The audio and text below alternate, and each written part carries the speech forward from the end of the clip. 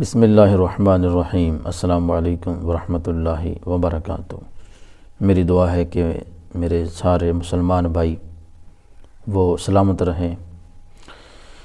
رسول اللہ صلی اللہ علیہ وآلہ وسلم کی اطاعت سعادت کی علامت۔ وہ مسلمان جسے حضور نبی کریم صلی اللہ علیہ وسلم کی اطاعت کی توفیق مل جائے، یقیناً وہ سعادت مند ہے۔ کہ ایسا شخص آخرت کو دنیا پر ترجیح دیتا ہے اور موت کو ہمیشہ یاد رکھتا ہے۔ حضرت شداد بن اوس رضی اللہ تعالی عنہ روایت فرماتے ہیں، حضور نبی کریم صلی اللہ علیہ وآلہ وسلم نے فرمایا،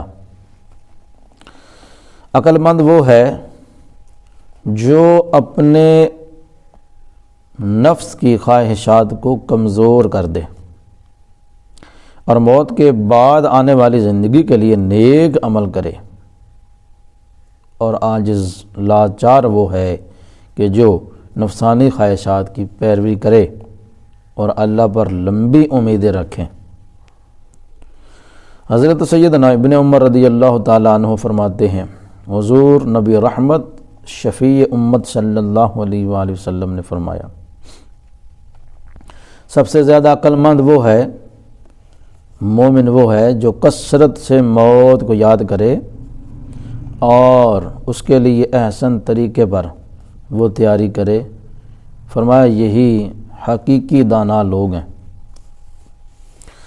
آگے حضرت سیدنا ابو سعید خدری رضی اللہ تعالی عنہ روایت فرما رہے ہیں کہ حضور علیہ الصلوۃ والسلام کہ صحابی رسول حضرت اسامہ بن زید بن ثابت رضی اللہ تعالیٰ عنہما، انہوں نے 100 دینار کے عوض 1 مہینے کے لیے 1 باندی خریدی، تو میں نے حضور علیہ الصلوۃ والسلام کو فرماتے ہوئے سنا، کیا تم اسامہ پر تعجب نہیں کرتے کہ جو مہینے کا سودا کرتا ہے؟ حالانکہ فرمایا یقیناً اسامہ لمبی امید والا ہے۔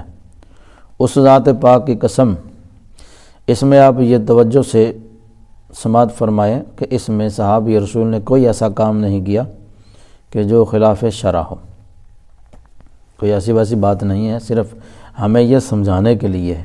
جو ہم لمبی امیدیں باندھتے ہیں نا کہ ابھی میں چھوٹا ہوں، پھر میں بڑا ہو جاؤں گا، پھر میری شادی ہوگی، پھر جناب میرے بچے ہوں گے، پھر وہ بڑے ہوں گے، پھر ان کی شادی ہوگی، پھر ان کے بچے ہوں، یہ ساری جو امیدیں ہیں نا یہ ہمیں نہیں رکھنی چاہیے۔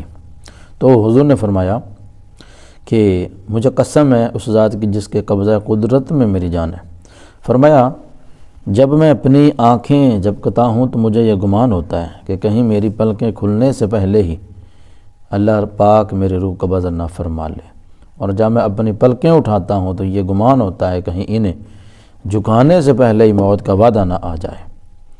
فرمایا جب میں لقمہ منہ میں ڈالتا ہوں مجھے یہ گمان ہوتا ہے کہ موت کا اچھو لگنے، یعنی موت آنے سے پہلے میں اسے نگل نہ سکوں گا۔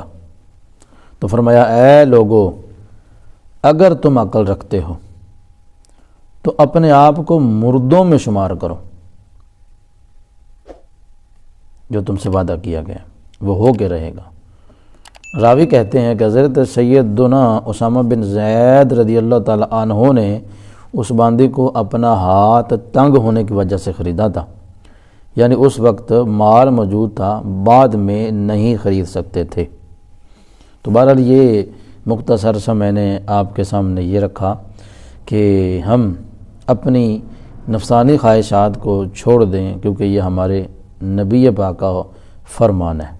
ہم اپنی خواہشات کو کمزور کر دیں اور موت کے بعد آنے والی جو زندگی ہے اس کے لیے نیک اعمال کریں۔ اللہ تعالی ہمیں توفیق عطا فرمائے۔ وآخر دعوانا ان الحمد للہ رب العالمین۔